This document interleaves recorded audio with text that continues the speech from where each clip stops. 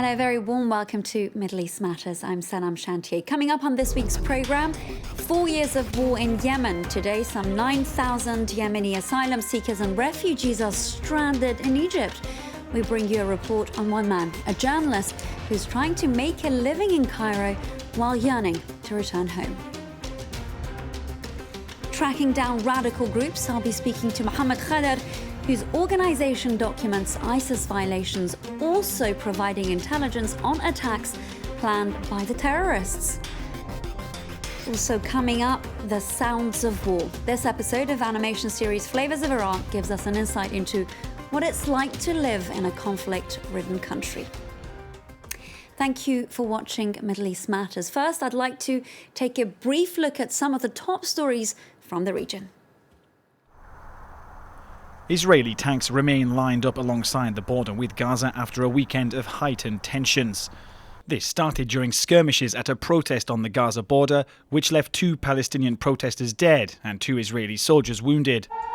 Gaza militants responded with more than 600 rockets fired towards neighbouring Israel, killing 4 civilians. For its part, the Israeli military hit more than 350 targets, some belonging to Hamas and Islamic Jihad. For the first time in 5 years, a commander for the Islamist movement was killed. 25 Palestinians, both fighters and civilians, were killed in Israeli raids and by Palestinian rockets that fell short of their targets. Several buildings were destroyed in the fighting. And as Ramadan gets underway, there's little to celebrate. Both Palestinians and Israelis fear a second round of violence.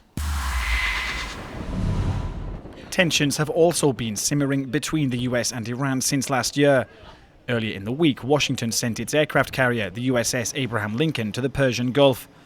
According to National Security Advisor John Bolton, the vessel was sent as a message to Tehran. US Secretary of State Mike Pompeo gave few other details, other than insisting that Washington would respond to any attack.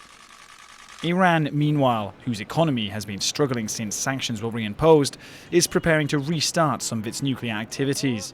They had been halted back in 2015, when the Iran nuclear deal was clinched between Iran and world powers.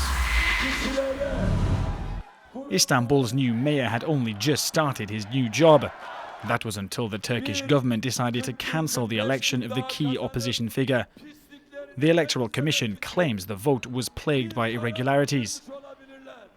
Losing Istanbul, Turkey's economic hub, was a hard blow for Recep Tayyip Erdogan. Since then, he has insisted on holding a new vote, which, it turns out, will now take place on June 23rd. Over to Yemen and the 4-year-old conflict which has forced more than 3 million people to flee their homes. A majority have been internally displaced. According to the UN Refugee Agency, only 200,000 have found refuge in neighbouring countries, including Ethiopia, Somalia and Egypt. Here's a report from our team on the ground from the heart of the Yemeni refugee community in Cairo. Ibrahim Mujahid is from Yemen. 1 year ago, he fled war so his family could find safety in Cairo. But surviving on less than €500 a month for 7 is difficult, particularly when returning is no option. Like many other journalists in Yemen, he's a target. I received death threats. The offices of my publication, where I was the editor-in-chief, were burned down. I have video. Watch this.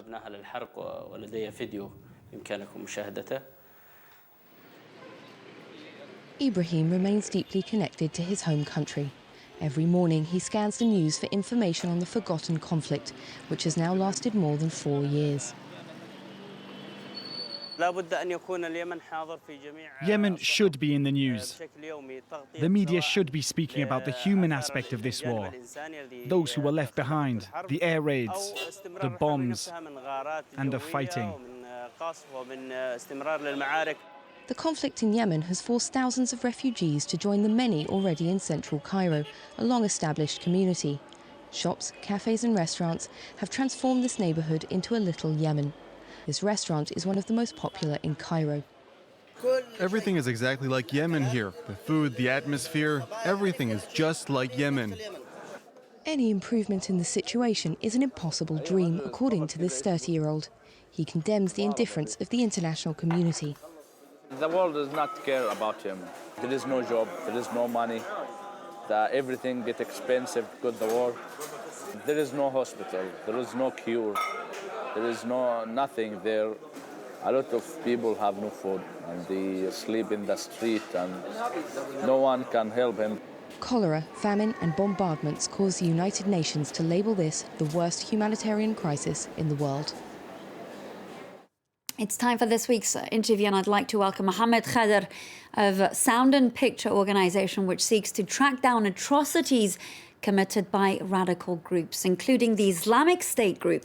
They have 70 members worldwide, some of whom are a network of clandestine individuals who've been reporting on ISIS activities in the region. Beyond that, they also have a group of specialists who work to analyse and identify material distributed by extremist groups. Mohammad, thanks so much for being with us. Tell us about your network, those that work with your organisation.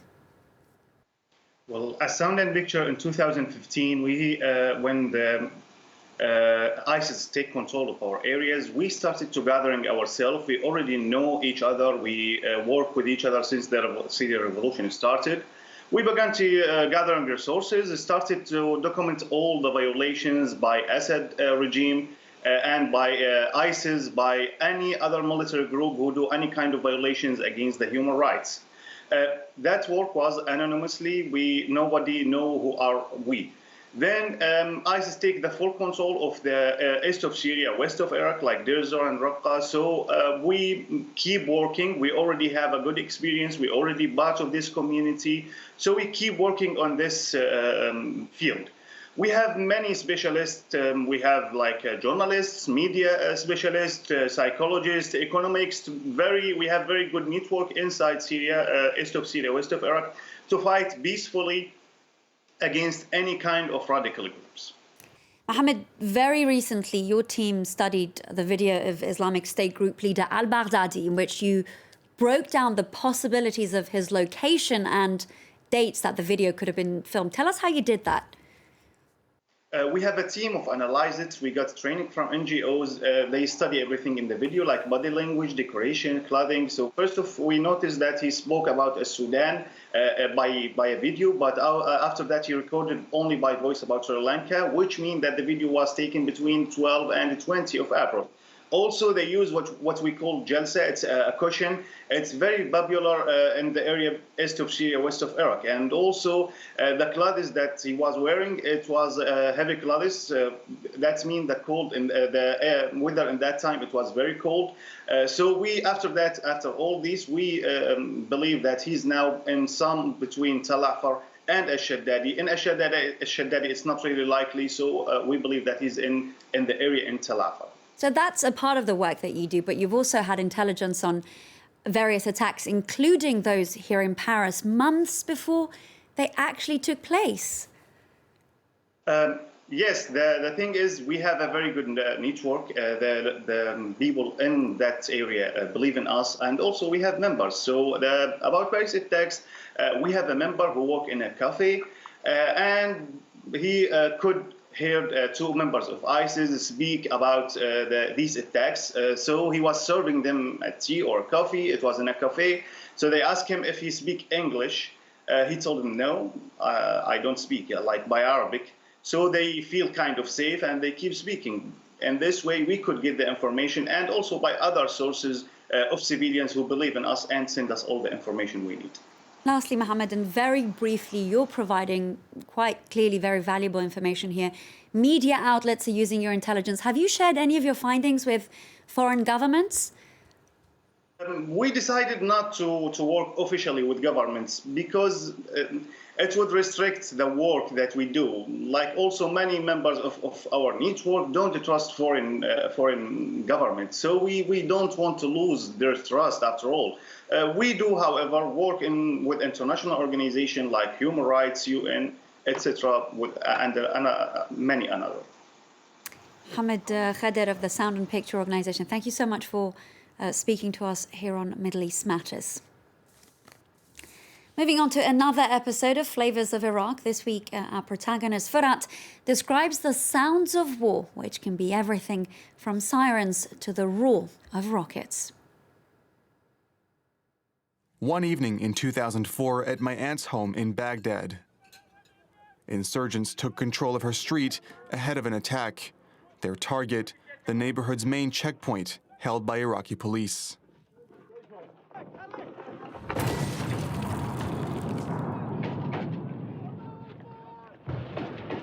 The attack lasted 15 minutes. 15 minutes of hell. We tried not to get noticed. We could have been mistaken for insurgents. Everyone remained silent. Not a day went by without hearing a blast. Life was organized around war. I had to learn the meaning of the different sounds of conflict. That sound, just nearby, was the sound of fear.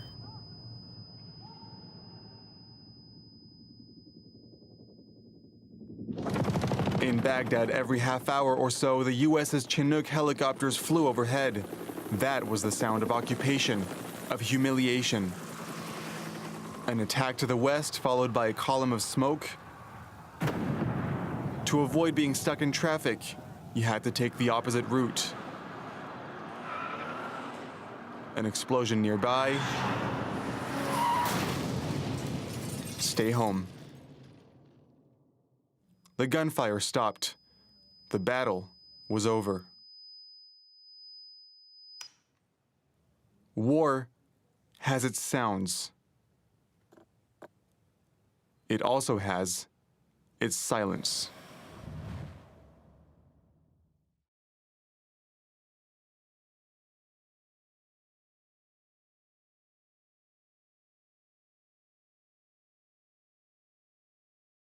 That's it from us. Thank you for watching.